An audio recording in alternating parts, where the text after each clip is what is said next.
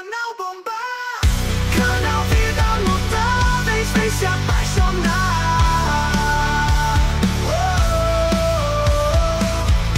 Com histórias incríveis pra te emocionar. No canal Vida Mutáveis, histórias vão te inspirar. Se inscreve e deixa um like pro canal bombar.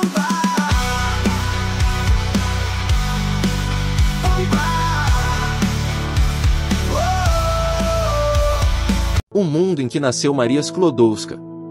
A futura cientista nasceu como Maria Salomea Sklodowska, no dia 7 de novembro de 1867, em uma Polônia que não era livre. Seu país estava então dividido entre os impérios austro-húngaro, russo e prussiano, e sua cidade natal, Varsóvia, vivia sob rígido controle do Império Russo. Estudar a ciência ocidental era proibido. O polonês era reprimido. Mas foi nesse ambiente de repressão que Maria desenvolveu uma força interior inabalável.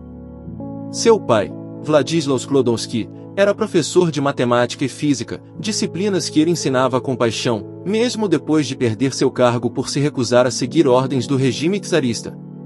Já a mãe, Bronislawa Sklodowska, era diretora de uma escola para meninas e um exemplo de disciplina, religiosidade e ética.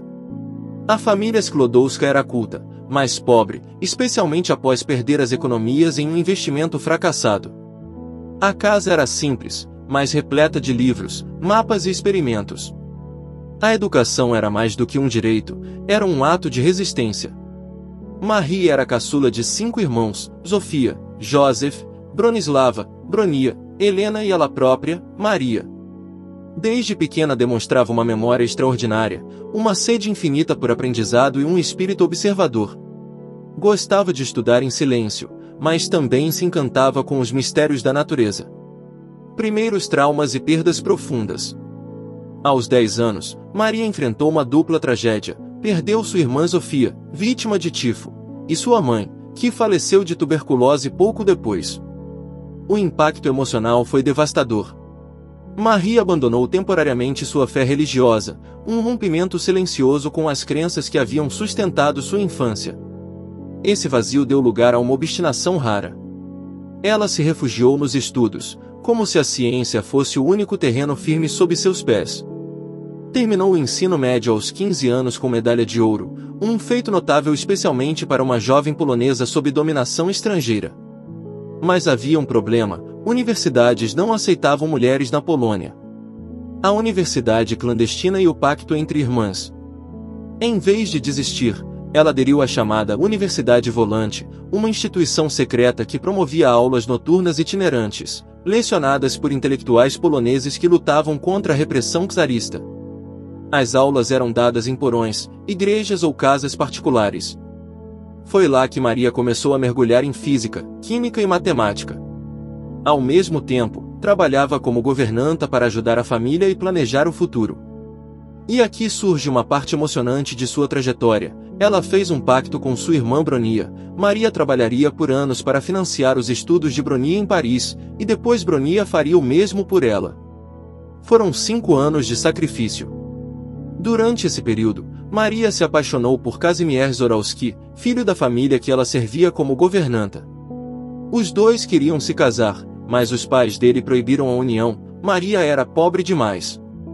A dor desse amor impossível ficou guardada para sempre, e ela jamais se casaria com um polonês.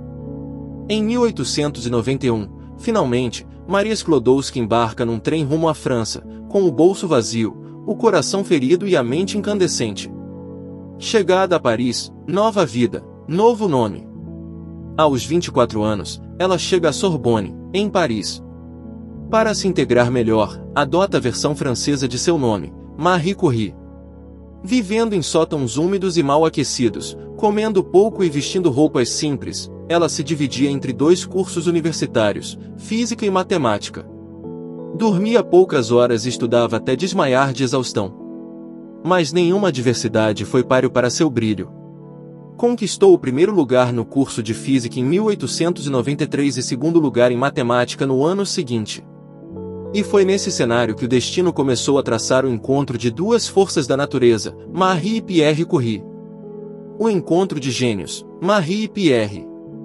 Em 1894, pouco depois de se formar em física, Marie conheceu Pierre Curie, um físico francês renomado por suas pesquisas sobre cristais e magnetismo. Era um homem calmo, tímido, introspectivo, mas com uma mente brilhante. Os dois logo perceberam que haviam se encontrado não apenas como cientistas, mas como almas complementares. Marie, inicialmente reticente ao amor após sua desilusão na Polônia, logo viu em Pierre um parceiro não só para a vida, mas para a missão científica que vislumbrava. Eles se casaram em 1895, numa cerimônia simples. Marie usou um vestido azul escuro, o mesmo que usaria por anos em seus experimentos. Sem ostentação, sem aliança, apenas um pacto silencioso de amor e ciência. Durante a lua de mel, não foram para Paris ou Veneza, foram pedalar pelo interior da França, discutindo átomos, eletricidade e o futuro da ciência. A descoberta do invisível.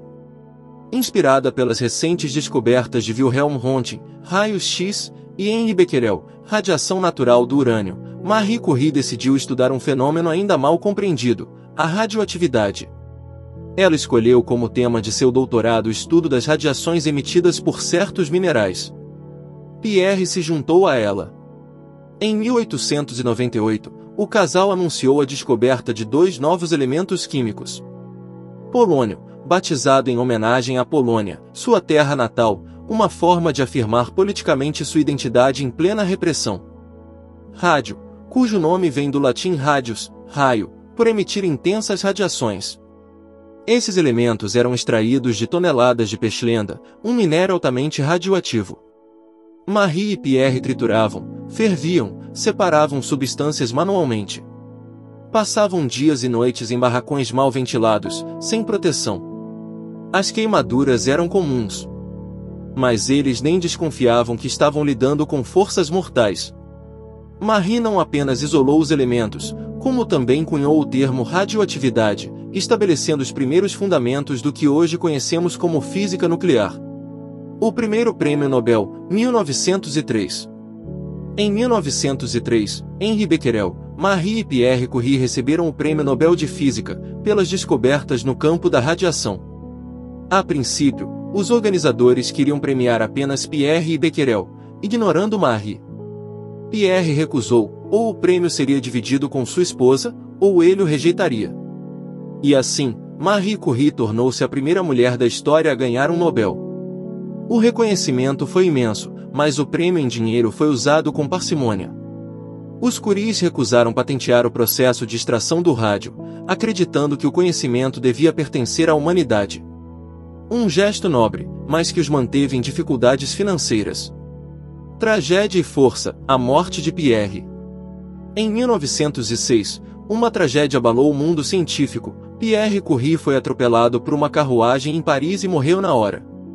Marie entrou em profundo luto. Mas em vez de se recolher, ela assumiu a cátedra de física que era de Pierre, tornando-se a primeira mulher a lecionar na Sorbonne. E ali, diante de uma plateia majoritariamente masculina e incrédula, ela iniciou sua primeira aula com a frase: "Quando se perde alguém que foi metade de sua alma, resta apenas continuar com o que se tem, o trabalho." O segundo Nobel, 1911. Em 1911, veio o segundo Nobel, agora de Química, pela descoberta dos elementos rádio e polônio, e o isolamento do rádio em estado puro. E assim, Marie Curie tornou-se a única pessoa na história a ganhar 2 prêmios Nobel em áreas científicas diferentes. Mas a vitória não veio sem feridas. Nesse período, ela foi duramente atacada pela imprensa. Acusavam-na de ser fria, perigosa, bruxa radioativa. Um escândalo amoroso com o físico Paul Langevin, casado na época, alimentou manchetes sensacionalistas. Mesmo sob pressão, ela recusou fugir de Paris, enfrentou os boatos com a cabeça erguida e respondeu com ciência, não com palavras. Marie Curie na Primeira Guerra Mundial. Durante a Primeira Guerra Mundial, Marie Curie deu um passo ainda mais notável. Desenvolveu unidades móveis de raio-x, que ajudaram a diagnosticar fraturas e balas nos corpos de soldados feridos. Esses veículos ficaram conhecidos como Petites Curies, e ela mesma os conduzia até as linhas de frente. Treinou mais de 150 enfermeiras e técnicos. Não queria fama, queria salvar vidas. Essa parte de sua biografia é menos conhecida, mas tão revolucionária quanto as descobertas científicas.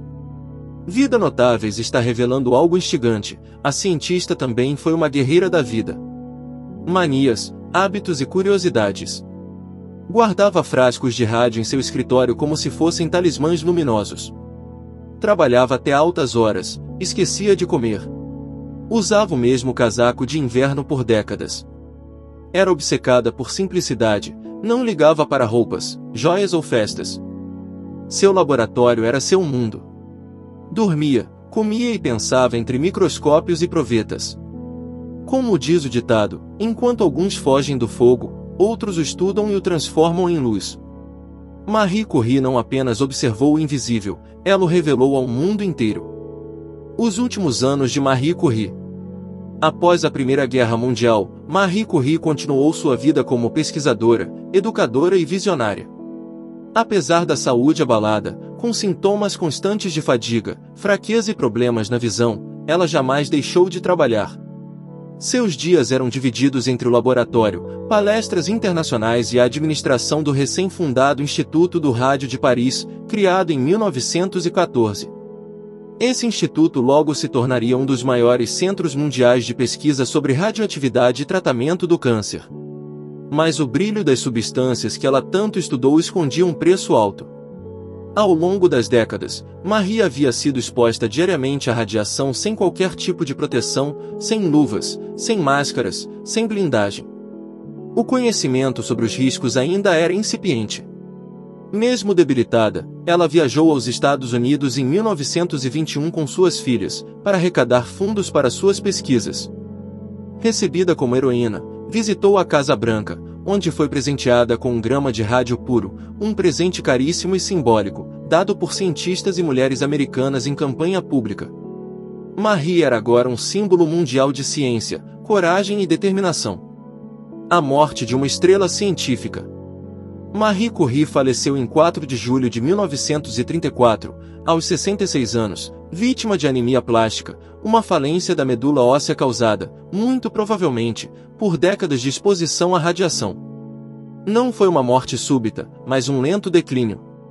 Curiosamente, seus pertences, inclusive seus cadernos de anotações, roupas, instrumentos e até receitas de cozinha, ainda hoje são altamente radioativos. Estão guardados em cofres de chumbo e só podem ser consultados com roupas de proteção. Foi sepultada em Siaux, na França. Mas em 1995, teve sua história novamente reconhecida com um gesto raro. Seus restos mortais e os de Pierre foram transferidos para o Panteão de Paris, onde repousam os maiores heróis da França. Foi a primeira mulher a ser homenageada dessa forma por méritos próprios. O legado científico. Marie Curie deixou um rastro de contribuições que ecoam até hoje. Criou os fundamentos da física nuclear moderna. Fundou 2 institutos do rádio, em Paris e Varsóvia. Seu trabalho impulsionou o uso da radioterapia contra o câncer. Foi modelo e mentora para centenas de cientistas mulheres. Inspirou a criação do Prêmio Curie e de bolsas de estudo em seu nome. Sua filha, Irene Joliot-Curie, também recebeu o Prêmio Nobel, tornando-se parte de uma linhagem única na história da ciência. Frases finais e reflexões. Marie Curie não era apenas uma cientista, era uma pensadora. Algumas de suas frases mais poderosas seguem inspirando gerações. Nada na vida deve ser temido, apenas compreendido. A vida não é fácil para nenhum de nós. Mas e daí? Temos que perseverar e, acima de tudo, confiar em nós mesmos. Sou daquelas que pensam que a ciência tem uma grande beleza. Sua história é uma prova viva de que a ciência pode ser uma forma de resistência, esperança e amor ao próximo.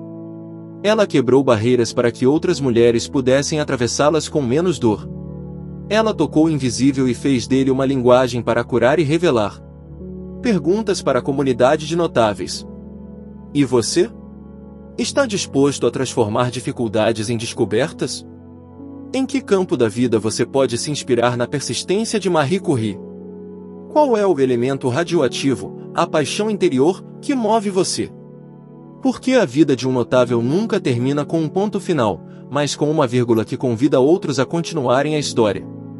Se essa história tocou você, deixe seu like, se inscreva no canal Vida Notáveis e compartilhe este vídeo com alguém que precise de inspiração verdadeira.